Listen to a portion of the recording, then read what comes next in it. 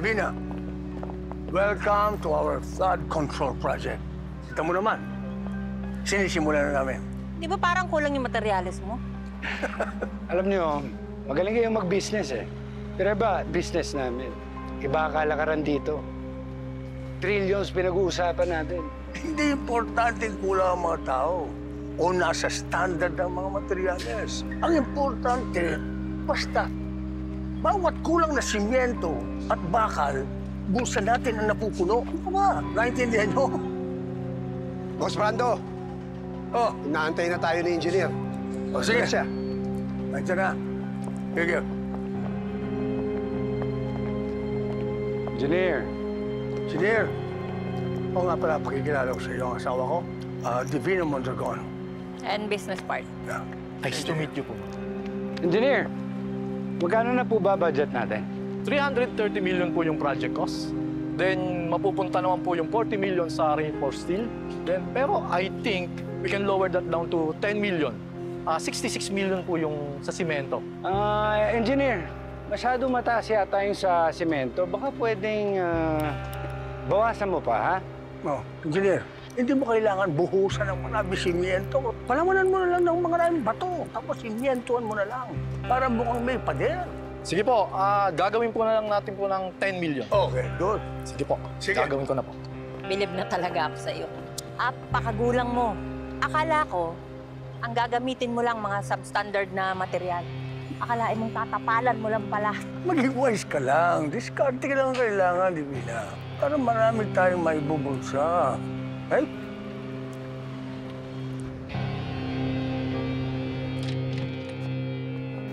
Magandang araw, host. Hi, Sandy. Vice, musta session nyo? Well, as expected, kumontra yung mga konsihales ni Tanggol. Pero wala naman silang magagawa dahil we have the numbers. So, approve na yung budget natin for the infrastructure. Good job, Kuya. Since kontrolado natin ang budget, magagawa natin ngayon yung mga projects na pwede natin pagkakitaan.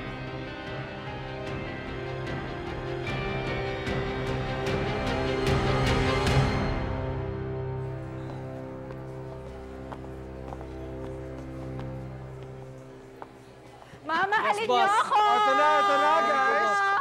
Kasi may pondo na ako! Nakausap ko na yung mga beshi ko sa Kongreso at maglalagay kami ng milyong-milyong budget sa mga flood control projects dito sa aring city. Oh my God! Galing ko, di ba? Yes, congrats! Sandali. I have a question for Engineer Santiago. May nakita kasi ako online eh. Itong dating flood control projects mo, sinasabi ng mga tao, nagbabaha daw dahil doon. What are we gonna do about that? Mayor, hindi problema yan. Di patungan ng panibagong flood control project. Tapos. Ganun lang yun? Ang galing talaga ng kasama ko. Di ba? Patong-patong na project, patong-patong na budget, paldong-paldo. Paldong-paldo tayo dyan! Diba? Teka muna, hindi kaya makahalata ang mga tao dahil ilang beses tayo nagpagawa ng flood control sa isang lugar? Hindi. Kahit 10 pang ipagawa natin dyan, pwede yan. Dahil sa mata ng mga tao, nagbabago ang panahon. Di ba? Climate change. Hindi, saka ito hindi tayo masisisi ng mga tao kahit paulit-ulit yung flood control natin dyan. Pag meron na-complain, madali lang yan. Ibalik natin sisakan ng mga tao. Dahil sila nagtatapon ng basura eh. Tama. Diba? Oh. Bakit nagbaba? Basura. Walang disiplina. Pakyawin na natin to. Siyempre. Hindi. Meron akong bagong strategy eh. Bakit ba natin nililimit dun sa mga bahaying area? Ba't hindi tayo magpatayo din dun sa mga hindi binabaha? Bakit nga, boss? Kapag umulan ng matindi at hindi binaha yung project natin, edi sa mata ng tao, effective yung project. Galing! Engineer. Ano bang mga lugar yung matataas ang elevation? Sa Paedi, sa San Nicolas, sa San Antonio, Santa Mesa, Santa Cruz. That is a brilliant idea, Vice. Ituloy na natin to. Habang binabaha ang kalsada, ang mga bulsa naman natin, Yun ang babae ng pera. May pang-shopping na naman. Hayaan niyo na ako! Kailangan malaman natin ang mga sagot sa ating mga tanong. Pwede bang makausap si Mayor? Diyan lang po kayo, ma'am. Vice Mayor! Diyan lang po kayo, ma'am. Vice! Anong gulo ba to? Pwede mo makausap si Mayor? Vice, Ma'am, pwede bang maglabas ng saloobin at malaman kung ano bang nangyayari sa paglilipat ng pondo? Aga-aga nyo naman magreklamo? Teka lang Mayor, Vice Mayor at Congresswoman ang dinadaot ninyo. ma'am, marahil nasusunod na kayo ng mga kasamahan ninyo ng maling informasyon. Kami, nandito kami para magserbisyo sa pangangailangan ng nakakarami. Anong serbisyo? Perwisyo kayong magrero? Vice, pwede naman magtanong, bakit nyo ba inalis yung budget para sa senior citizen at sa urban poor at bakit nyo binawasan yung budget sa edukasyon? Vice Mayor, hindi ho tama yung ginawa ninyo. Kailangan nyo hong ibalik yung pondo na nakalaan para sa mga yon. Tama naman. Pag-session kayo. Pag-usapan niyo yung pera na yan para sa proyekto. Himay-himayin niyo. Kung tagal na ako sa posisyon na ganito, alam ko na yan, pag nagtawag ka ng session, magdi-delay yan ng project na para sa mahihirap. Yung ba ang gusto niyo mangyari? Ma-delay yung project para sa mahihirap. Yung ba gusto niyo? What the hell are you all doing here? Especially you. Ang lakas ng loob niyong kalabanin ako. May I remind everyone here who you're talking to. You're talking to the mayor. Mayor, pwede naman po siguro akong magtanong. Dahil galing po sa dugo at pawis ko ang sinesweldo ninyo. Gusto ko lang pong makasiguro na ang ginagawa ninyo ay tama. Feisty. I like that. Ma'am, wala kaming ginagawang masama para husgaan mo ng ganyan. I just started as mayor.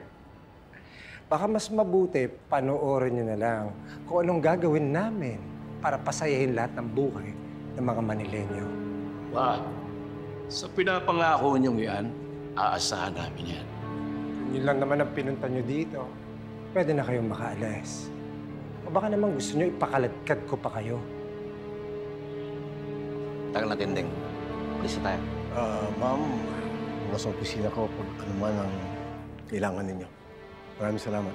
Goodbye, Congressman. Maraming salamat. Goodbye.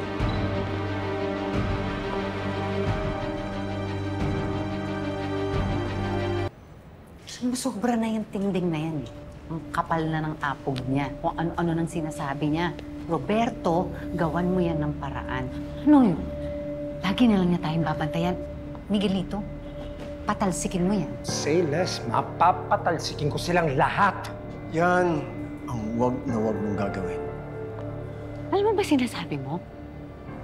Hindi tayo makakakilos dahil babantayan tayo ng babaeng yan. Kayo ba alam niyo sinasabi niyo? Kadugo niyo tanggol ng babaeng yan. Malakas sa tao. Alam na natin yan dahil buti ka tayong sumabit ng eleksyon. Kapag yan si Tindeng tinanggal natin, papatunayan lang niya na tama lahat ang laban niya sa atin. Pero mahirap yung gusto mong mangyari. Paano natin manggagawa lahat ng pinaplano natin kung lagi tayong papanoorin ng babaeng yan? Exactly. Mas mabuting ilapit natin ang kalaban sa atin para alam natin ang bawat kilos niya.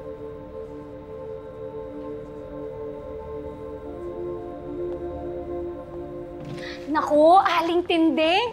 Naku, tama talaga na kayong kinuha namin. Ang lakas ng loob niyo doon kanina eh. Bilib kami. Ang galing! Iruin mo, makipagsagutan siya sa kanilang mga girero. Kung hindi nga tayo umalis agad, sigurado pinagsasapal niya yan sila. Sawa na akong manahimik. Sawa na akong magtago. Pero si Tanggol ang nagbigay sa akin ng lakas ng loob. Siya ang nagsimula ng labang ito at ipinagpapatuloy ko. Yung alalahanin niyo, ha? O aligasyon pa lang tayo. Kailangan natin ng solid na ebidensya para ibaon natin yung mga yan. Sa ngayon, pero sa dami ng anomalya sa pamumuno nila, magkakamali at magkakamali sila. At kapag nagkamali sila, pwede na tayo makakuha ng ebidensya. Pwede na natin silang i-report sa ombudsman. Hindi ba yun talaga ang trabaho natin, ang labanan ng katiwalian? Fight corruption! Tama! Lalong-lalo na nasa loob tayo ng gobyerno. Dapat nating itama ang sistema. Alam kong mahirap ang gagawin natin. Pero unti-unti nating gagawin ito hanggang mabago natin ang buong Maynila. Alam mo, Tinde, kung ikaw ang tumakbo, iboboto kita. Pwede.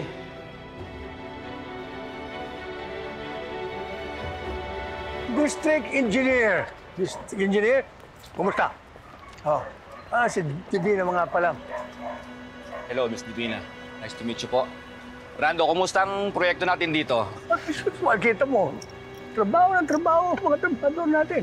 Pinapalalahanan ko lang naman kayo kasi hinahanap na sa akin ang completion ng proyektong ito. Engineer, wag ho kayo mag-alala. Sobrang busy-busy nga po kami. Look, we're moving quickly. Ngayon ko lang kasi may masabi yung iba. At syempre, pag lumagpas tayo dun sa deadline, baka kayo rin ang balikan nito. Engineer, wala naman pwedeng pag-usapan na lang natin yan. Total, tayo din naman magkakatulungan dito. Brando, gusto ko tong bagong business partner mo, ah. Sabi ko sa'yo. Sige, ganito. Gagamit na lang kami ng mga lumang pictures sa mga dati nating proyekto. At syempre, para mapirmahan na rin yung Certificate of Completion. At akalain nila na tapos na ang proyektong ito. I like that. I like that. Tignan mo.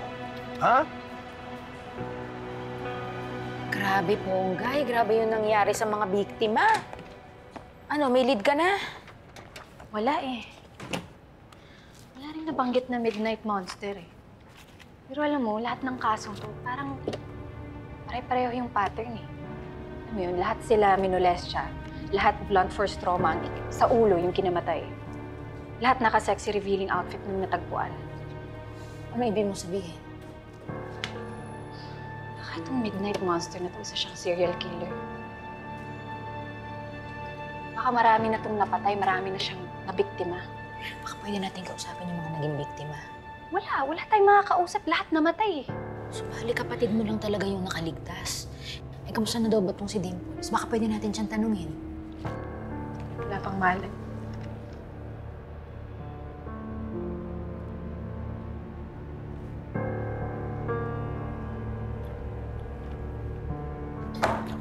Anong problema? Marami.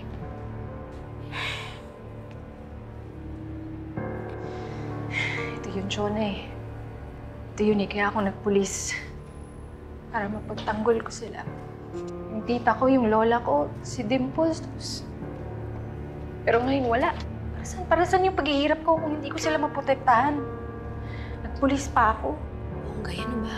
Huwag kang sumuko dahil buhay pa si Dimples, di ba? At saka, di ba, ilang araw pa lang tayo dito, ang dami-dami mo nang nailigtas. Nahuli pa nga natin si Montenegro, di ba? Huwag ka susuko. Laban lang tayo. Tasa mo.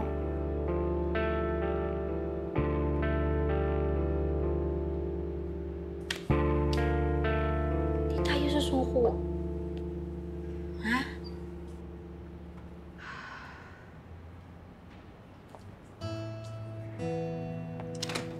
Dito ka lang pala eh. Kanina pa kita hinahanap. Hello po, sir. Ang dami niyo naman, sir, chocolates. Tsaka ang pogi niyo ngayon, sir, ah. Lagi naman eh. Para kanino po yan? Kay Ponggay. Bakit? Di ba tayo na? Lo? Ba, siyempre ibibigay ko lahat ng mga bagay na makakapagpasaya sa'yo. Sir, pasensya na po pero wala po akong sinabi na tayo na. Wala po akong pinayagan na kahit ano. I understand. And I realize na ano ba naman ang klase lalaki, di ba? Kung hindi man lang ako manliligaw sa'yo. So, mamaya, Ponggay, mag-date tayo. May trabaho pa ba siya? Ay, wala na po. Wala na po. Pwede na po siya. Yun naman pala eh. So, libre ka.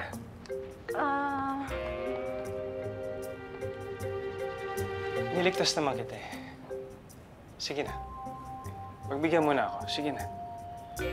Kahit ngayon lang. Alam mo, pinapangako ko, after tonight, Hindi mo na ako matitiis.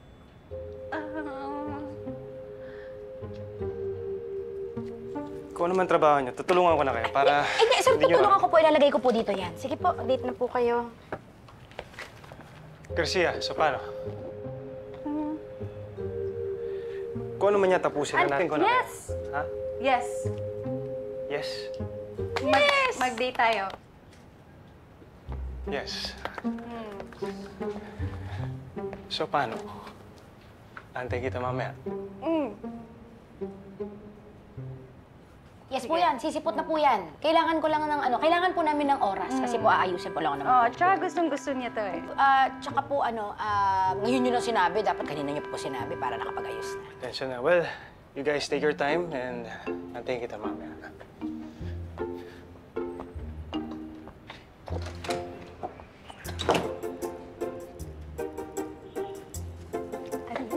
Ano yun? Anong ginawa mo? Ano yun? Ano yun? Sinave ko lang. Ikaw yun eh. Sinisave lang kita sa pag-iimbestiga natin dito sa mga kaso. Nakabukas nga, muntik na makita, baka mamaya makatunog yun. Muntik na nga makita yung mga case files eh. Ano susuot mo? Suot agad? Wala nga ako dalang damit. Di ba biglaan to? Pues meron ako. Ayan, handa ako. Bagong laba to. Ayan, suot mo yan. Wow, salamat ha. Pero wala akong panahon dito ha. Si Dimples yung iniisip ko. Ako nang bahala sa pag-iimbestiga kay Dimples. Tatawagan kita. Sige na, mag-date ka muna.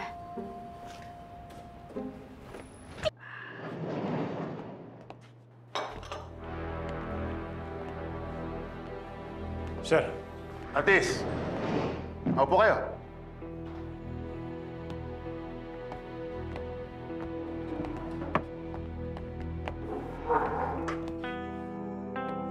Pinatawag ko kayo dahil gusto kong ipaalam na dahil naipasa mo ang lateral exam, di mag-iba, promoted ka sa ranggong Police Lieutenant.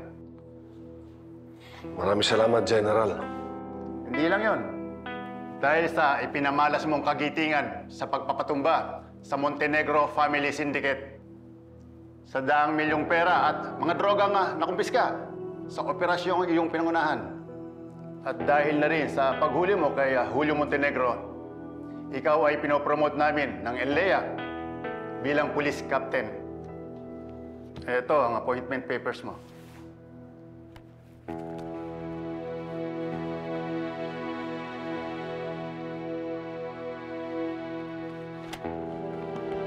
Congratulations, Captain Di Magiba. Thank you, General. Captain, congratulations. Salamat. Ngayon, ikaw na rin ang hepe at mangunguna sa lahat ng desisyon ng himpilang ito. Walang galang lang po, General. Pero ako po ang inatasang officer in charge. Victorino, starting tomorrow, you are relieved of your command. Si Captain Di Magiba na ang in charge dito sa presinto ng Quiapo.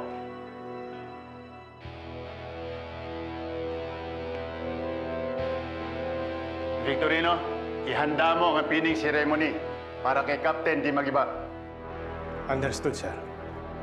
Maiwan ko na muna kayo.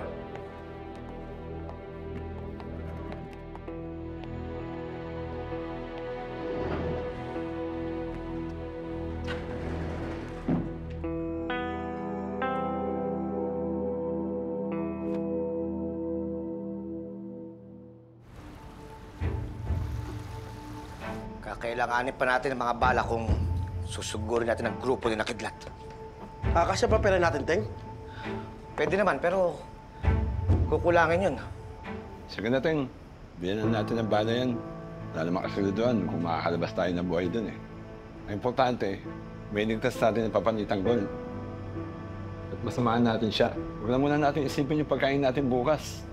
Isipin natin, may ligtas natin si Don Ramon.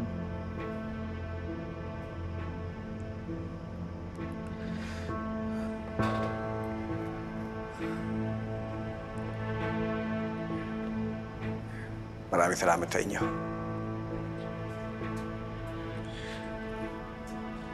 Dahil pinatunayan niyo sa akin kung sino talaga kayo bilang kaibigan.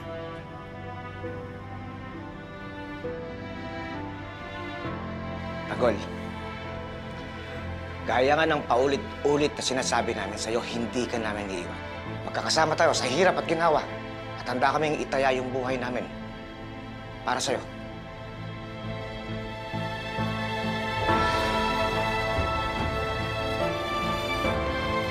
Salamat.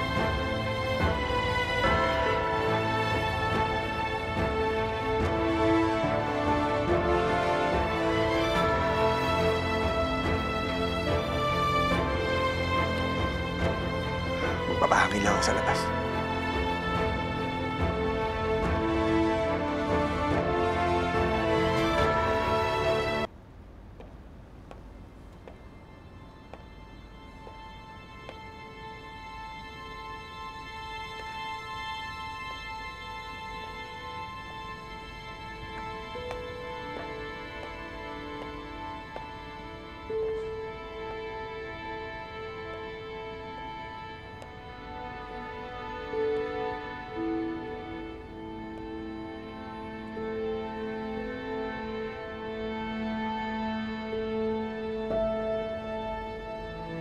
Hindi ako papayag na may isa pa sa inyo mamamatay.